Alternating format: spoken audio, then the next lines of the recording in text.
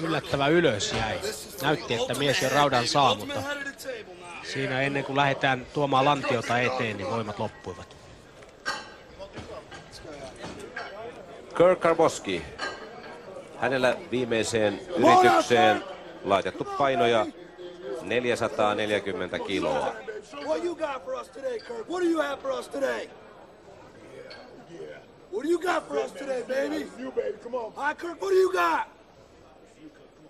What you gonna show us, Kirk? What are you gonna show us, Kirk? Show me something, baby. Come on. Man, you got the head of the table. You show us, Kirk. You show us, Kirk. Payday now, man. Payday. You show us, Kirk. Let's go now, big guy. Get your money now. Come on.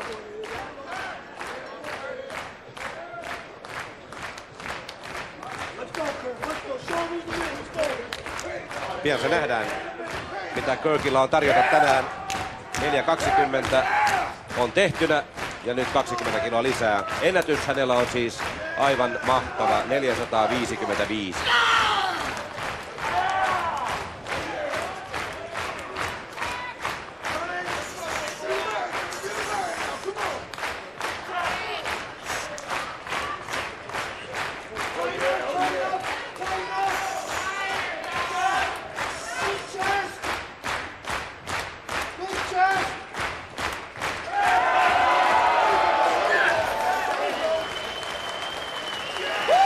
Siinä se oli, 440 kiloa. Kirk Karwoski, Yhdysvallat. Vakuuttava suoritus. Paras kyykky Karwoskilta tässä kisassa, tämä viimeinen. Ja nyt mennään yli 1000 kilon lopputulokseen. Kyllä nyt ollaan tonnin vauhdissa. Jo penkkipunneruksen ja maastanoston aloituspainot tietävät 1000 kilon yhteistulossa.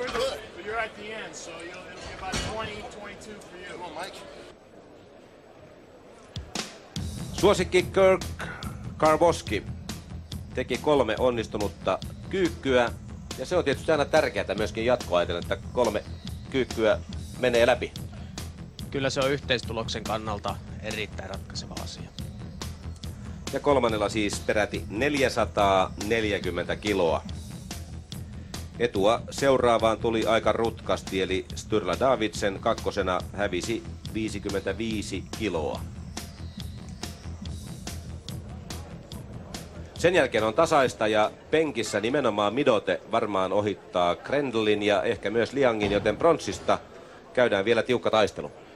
Pronssimitaliin on